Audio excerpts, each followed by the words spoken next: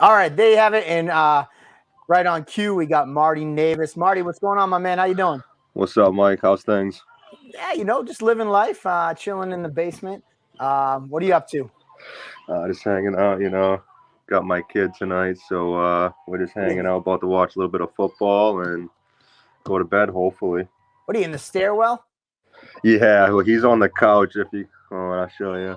Ah, there He's you on the go. couch and he's got his little phone on full blast, so I want to be able to hear you. That's what I'm doing. I'm all the way in the basement because my kid, I got three of my kids in bedtime right now. So my wife's like, keep it down. So I was like, all right, I'll go all the way down the basement. But anyways, Yeah, dad life. dad life, you know how it goes. So Marty, what have you been up to? Recently you've taken some time off. What was it, Cage Titans 50? Was that your last fight or 52? Yeah, the April card. Yeah, so 52. So you've taken the last few cards off. What have you been up to? Nothing. I actually haven't stopped training. I Yeah. took 2 days off after that fight, and I was back in the gym Tuesday. Yeah. And I don't know. I just something lights a fire under me after I lose a fight. It's just I don't know. I might just be fucked in my head. I don't know what it is. Oh, excuse my language. I'm sorry. But yeah, I might just be. I don't know. Every time I lose, it's like man, lights a fire. So it's like I go right back to training. Yeah. Gotta fix my mistakes like right away. I don't know what it is about me, but So we got Andy here. So you were saying, lights of fire. So let me ask you on that note, Nice ear, obviously, Marty. there we go. We got Andy with his Django. He's got a much cooler background than I do. But Marty, speaking of your losses, obviously, you want to get right back in there. What type of motivation does it give you when you see like your last fight when you lost to Billy Goff, to see him get signed to the UFC? Does that ignite the fire even more? Like, do you keep an eye on him? What's that like? yeah. So actually, I've talked to Billy actually a couple times since we fought. And I'm honestly very happy for him. I kind of figured he was going to the UFC. Just his fighting style. It's very hard to find a guy like Billy and him not make it to the UFC. His fighting style is crazy. Like he doesn't give a shit. He's been dropped in how many fights, and the kid just keeps coming at you, and that's what breaks people. So I kind of figured he was going right to the UFC, and only thing that gets to me about our fight is the way it went, how it was stopped. I feel, I mean, anybody that knows me, man, that shouldn't have been, that should not have been called. Even Billy, I feel like he was a little upset, even though he got the win. You know what I mean? Takes nothing away from him, but Well, just the haven't way tides that been fight turned? went and it was called, it's just man, that fucks me all up. Even though, yeah, Billy's in the UFC now, but still, like, don't call that fight. That was a professional title fight, and I wasn't hurt at all. Yes, I was. I'm not just gonna throw this guy off me. You know what I mean? Give me a second. I'm getting back to my feet. But yeah, nothing but respect for Billy, man. He is, man. He is a dog in there. Yeah. So I'm very happy for him, actually. You know what? I was in the cage back when that happened, and I was like, hey, what happened? Even Billy himself was kind of like, yeah, man, that was an early stop. Andy, you were there commentating cage side. What was your view on that? Oh, of course. That was immediate, too early for my taste. No matter, like, for an amateur fight, I'm not going to get mad at that stoppage if it's someone making his amateur debut. But the stakes were really high in that fight. Even if you don't get out of that situation at the end of the round, like you said, you're not just going to push somebody like Billy Goff off you. You could lose a round, lose a 10-8 round, and you got four other rounds for you to come back. So I agree that stoppage wasn't particularly appropriate. And it's like you mentioned, Billy wasn't happy about it because you flipped the tables and had you won in that fashion. I don't think you would have been happy winning that way, and he wouldn't have been happy losing that way because you guys are both dogs like that. My question, like, obviously you seem motivated seeing him getting into the UFC, and with you coming off back to back losses, how motivated does that contract signing go, knowing that you've been in there with him, you want to get that fight back, even though it's all respect, I'm sure that you would love to tango with him again just to change the result and get on the winning yeah, side of absolutely. that fight. I mean, I could I wish we could go back, but who knows? Me and Billy might see each other again. Right now, I'm really obviously he's in the UFC. It's time for me to get back into the win column for now. That was my and just question. work my way up the ladder a little bit. Like as of right now, I'm not deserving of anything right now. But I guarantee you, give me a little bit. I'm gonna be deserving again, and I'm gonna get right to where I want to be. And who knows? Me and Billy might get matched. We might see each other again down the line. Who knows? You never know. So yeah, go ahead, Andy. You're still right on the cusp.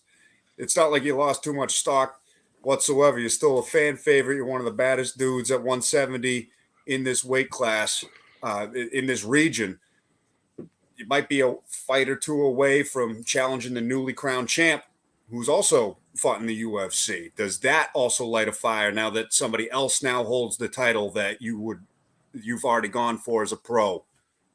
Does that light a fire in Marty Navis to take another stab at going for that Cage Titans title? I mean, yeah. I mean, I definitely would.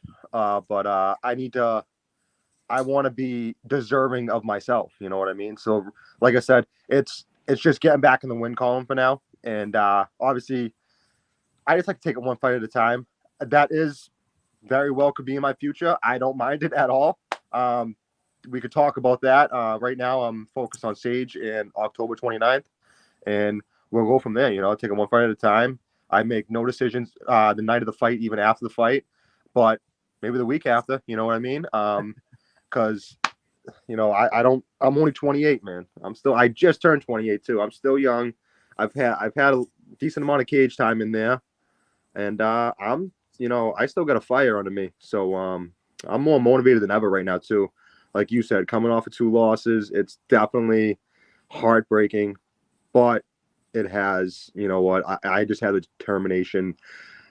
I'm fucking going for it. I just shoot for the stars all the time, and I'm just gonna keep going for it until the wheels fall off. Realistically, I just can't do this anymore. I'm just gonna keep going, and I know I'm gonna get to where I want to be.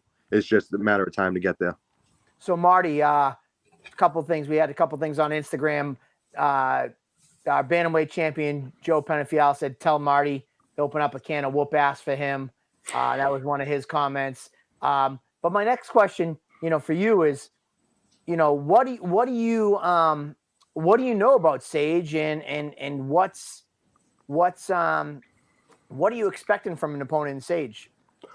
So I don't really know much about him. Honestly, I've never even heard of this guy, and maybe I should have. You know what I mean? But I have watched a few of his fights. Watched his last fight. I do some scouting myself, and he's very durable, and Sage he's a survivor in there. You know what I mean? Like, this could very well be a 3-round dogfight. But yeah, I haven't. Other than that, I don't really like. I never even heard of this kid till now. So, but then again, who knows? There's probably 100 more guys that I haven't heard of that who knows that are going to be popping up out of nowhere. So, but I'm more motivated than ever right now, and I'm taking Sage as a hell of an opponent, as the toughest fight of my career right now. And I am not taking no shortcuts. I'm coming there. I'm coming for it all. So we're going to have Sage on a little bit later. And before we let you go, if you had a message to Sage when we have him on later, what would your message to Sage be? Oh, man. I don't even know about this. I want to say just be ready and stuff. That's what everybody says, Obviously, kid's going to come ready, so don't need to tell him that. I don't know. Let's just go out there. I'm coming out there. I'm going to have some fun. Hopefully he has some fun, and we can make a lot of noise in this place. And who knows? This could be fight of the year, fight of whatever, But train hard, have a nice weight cut. Don't kill yourself, and I will see you at weigh-ins. Yeah, man, I was excited last time we chatted when I was at Lozon's, seeing you back on the mats and hearing you mention that you were really excited to jump back into the October card and dying for a matchup. And now that the matchup's made, you're one of my favorite fighters to call fight. So really looking forward to this fight, welcoming Sage Felipe. You know, like you said, durable kid. That's what I'm looking forward to in this fight, is just seeing both of you guys are just so durable in there. I can't wait to see the war that you just predicted is going to happen. Yeah, I'm very excited to be back. I'm very excited to be around everybody again, and it's definitely. And by the way, Mike, I love the October card. You know what I mean? Right before Halloween. Come on now, man. Now I get to eat all my kids' candy right after. There you go, man. Usually the first week of November. So there you go. Now you can get some candy. So, all right, fine. I got one more question before you leave, because you brought up candy. What's your go-to candy? Oh, definitely Reese's. Reese's. Okay. I mean, honestly, any type of Reese's, you know, like those. You guys ever had those Take 5 Reese's? Yes. Those are good. Yes. Those are outstanding. I won't knock them. I like the Reese's Pieces and the peanut butter cups. Oh yeah. All right, Marty. And I know you're going to be harassing me. Something waiting for me right after the fight. Yeah. There you go. We'll throw them into the cage here. And I know you're going to be harassing me. Tickets are in. I will stop by the gym this week, and I will drop them off maybe tomorrow. Awesome. I think I'll just take the same as what I usually do anyways. You know the number. All right, I got you, brother. All right, well, thank you so much for calling in tonight, taking some time out, and we'll see you on October 29th. Good to see you doing some interviews, Marty Navis. Take care.